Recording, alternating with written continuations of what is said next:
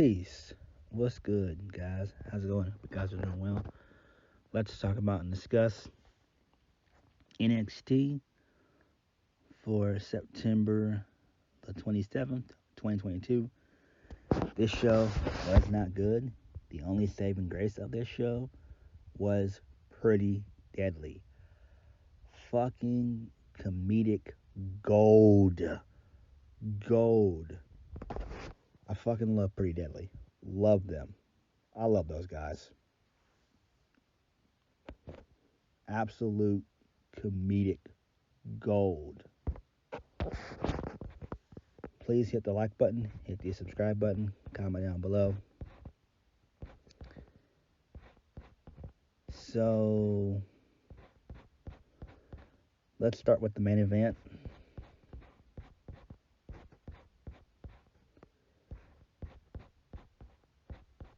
Gallus versus Briggs and Jensen in a pub rules match. Gallus is defeated by Briggs and Jensen.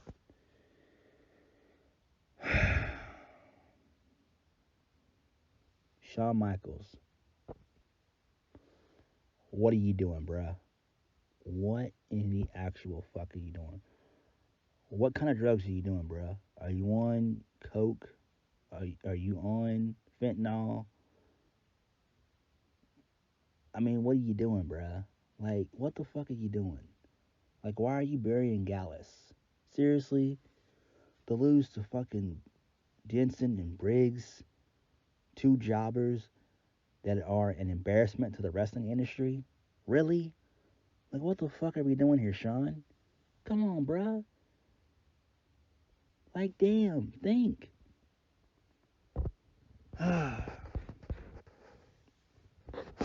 I feel so bad for Gallus. I really do. I feel bad for him. I feel bad.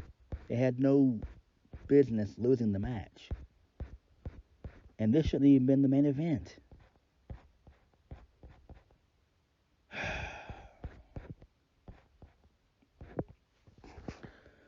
All right, let's go to the top of the show, top of the card, see what happened. So we kicked the show off with ILJA Dragunov. He said that he was already beaten one unstoppable machine, referring to Gunther.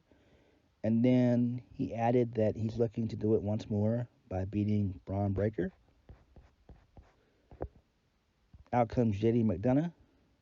He said that he would end ILJA's career if he tried to get between him and the NXT title. And he swore to God that he would end his career. Then Braun, he came out.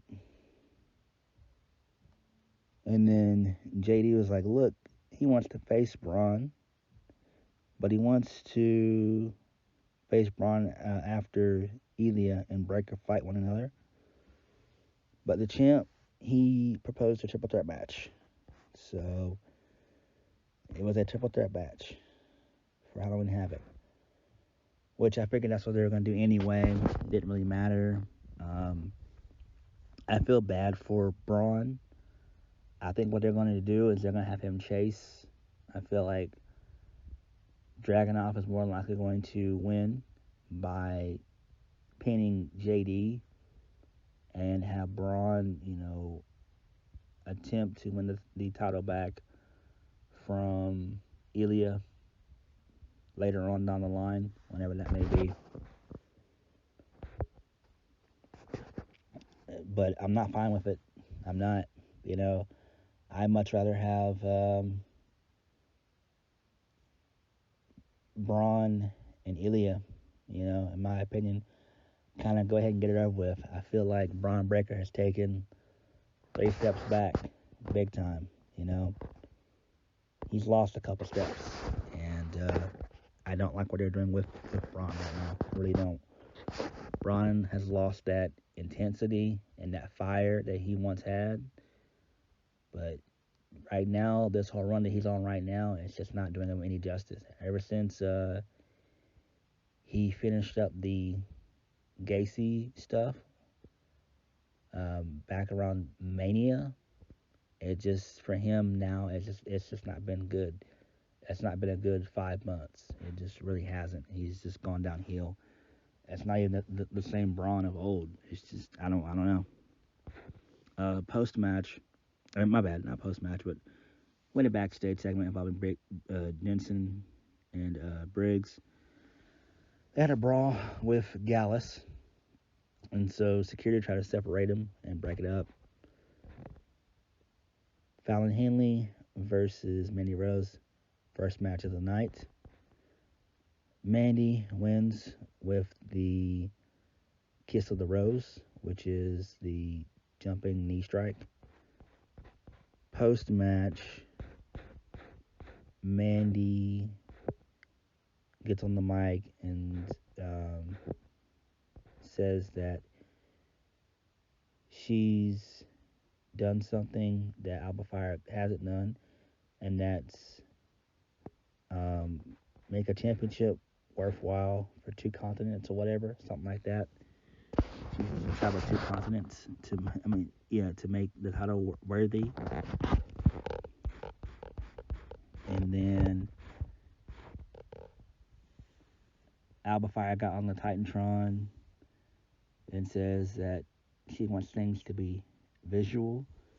So she lights ablaze the words "and new." I don't like this. I don't really want Alba Fire to beat Mandy, although that's what they might kind of do, because I've been hearing in the rumor mill that they're going to call it Toxic Attraction, but we don't know as of yet. Moving on, Dragunov.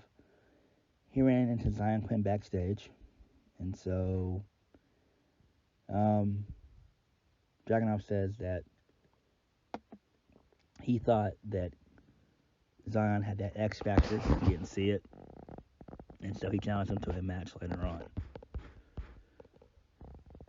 Then we had Wesley versus Tony D'Angelo. And I knew when they had the kid with Wesley, I knew Wesley was going to win. So he does. But it was the worst way possible. So basically, D'Angelo ate a drop toe hold, and he hit his knee. It was probably more than likely at work, because they don't want to pin D'Angelo, which makes sense. But come on now, a fucking knee, a drop toe hold. So Wesley advances via referee stoppage. Not a good look. I hate that shit. It should have been like a count out or a DQ with Stacks, causing the DQ. That's what I would have went with. I don't know. I just feel bad for Tony D'Angelo. He's another one that's taken 2 steps back. Next, my boy Carmelo Hayes was out. So he was backstage chilling on NXT. He made fun of Wesley. And then out comes Mensa. He comes out. He walks up, and the two kind of hype up the ladder match for Halloween Havoc. And that was it.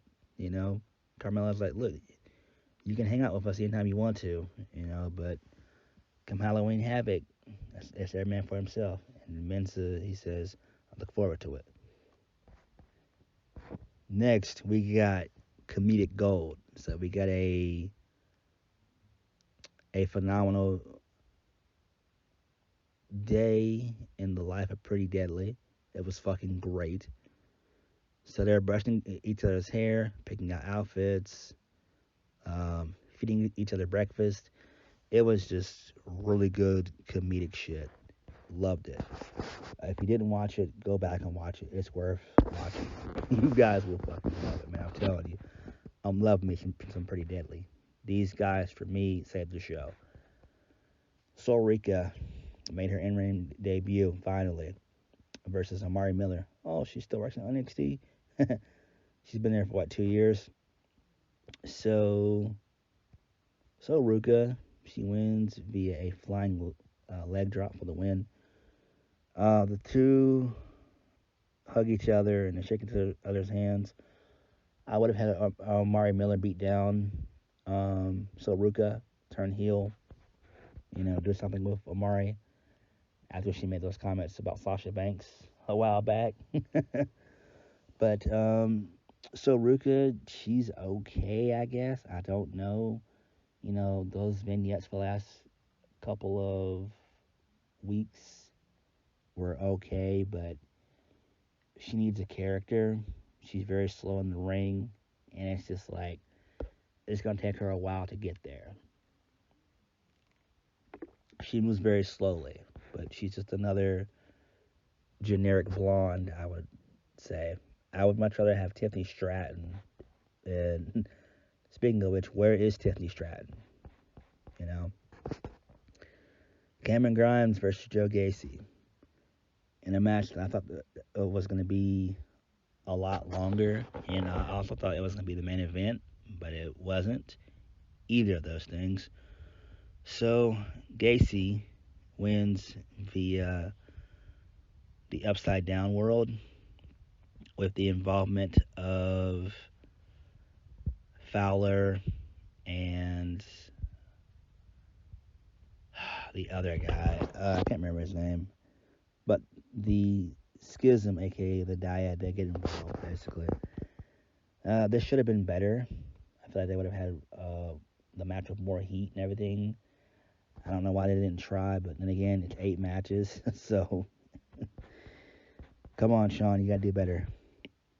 So Grayson Waller, he was backstage and he said that he was nervous about the vision that Apollo Crews had, and he said he's got guests for the talk show next week, that would involve Cora Jade and Roxanne Perez. Okay. We gotta still know, how the fuck did Apollo Crews get superpowers? I want to know that. How? Nikita Lyons versus Caden Carter. Battle of the asses. I loved it. They had an ass off dance off in the middle of the match. That was great. So Nikita, she wins. I feel bad for Nikita. She shouldn't be in this role. She shouldn't be in a tag team with Zoe Starks, who's boring and bland as fuck.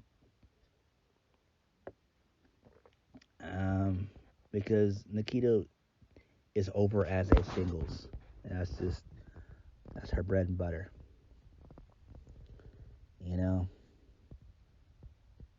Andre Chase, he was out next in a backstage segment. He gave a speech saying that he was going to win the North American Championships, and then they made a parody of Dave Meltzer. That was one of the students being named Dave. And so one of the students, Dave said to Andre, he doubted Andre, and so Andre yelled and said, he yelled at everybody involved, basically. He mentioned, the whole 5-star thing. And then he's like, who the fuck did you ever beat, Dave? So that was pretty funny. Talking about Dave Meltzer. So his students chanted Chase You, and pretty cool. Next, Zion Quinn versus ILJA Dragunov. ILJA wins via the running European uppercut. I think it's called the torpedo for the win. And I'm like, what? What's going on with Zion Quinn? Shawn Michaels, my man. What are we doing with Zion Quinn? Like, what the fuck? Like, did Zion Quinn say something backstage that he shouldn't have said? Did Zion Quinn rub Shawn Michaels the wrong way? Like, what happened? Like, Zion has been taking so many L's, and the guy looks fucking jacked. I don't get it.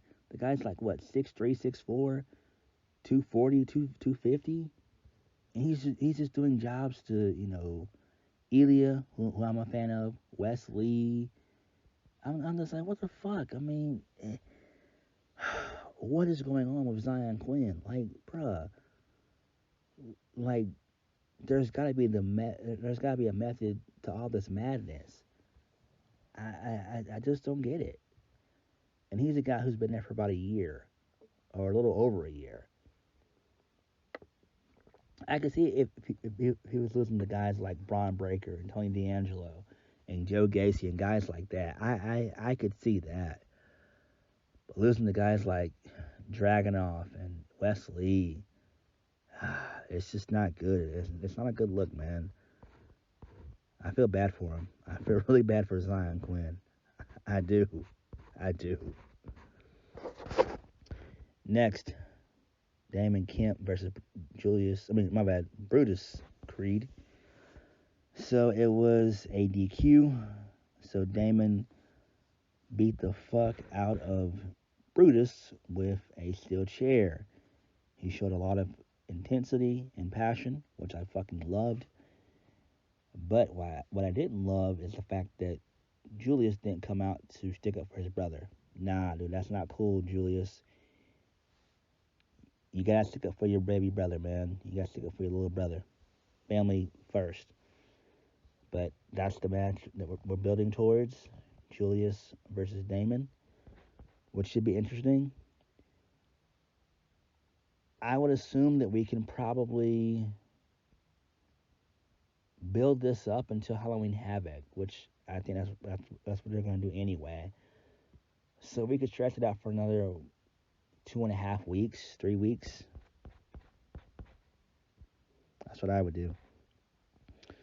So backstage, Nikita Lyons and Zoe Stark, they had a little bit of a tiff with Toxic Attraction. And so they jaw jacked back and forth. Mandy Rose, she threatened to beat down the duo with, along with Toxic, since they were outnumbered. But Albert Fires came in, and it's going to basically be a 6-woman tag sometime in the future. Okay, I guess. And that was the show, you know. But to me, this could have been a lot better. You know, it was too much on the show. And Sean, like last week, booked 8 matches. Didn't need it. He didn't try. He rushed a bunch of shit, which didn't do well. And it come off well. But it is what it is. Me personally, and I'll say this, on a 2-hour show, you only need either 4 or 5 matches. That's all you need. 4 or 5 matches. Everything else needs to be either vignettes or backstage segments or promos in the ring. You cannot have 8 fucking matches. This is not a fucking WrestleMania. What the fuck? Shawn Michaels, man, you have got to do better, man. You have got to do better. And we all know this was taped because the last 2 shows have been taped. It's interesting to see what happens next week. We probably should get a new theme song with the new logo, I guess. I don't fucking know. But this wasn't a good episode of NXT. Outside of Pretty Deadly, who saved the show, they were great. I love those guys. I love Pretty Deadly. But everything else on the show was awful. It just was. Pretty Deadly, those guys are amazing. So on that note, thank you guys for watching. Please hit the like button, comment down below. I'll catch you guys later. Deuces.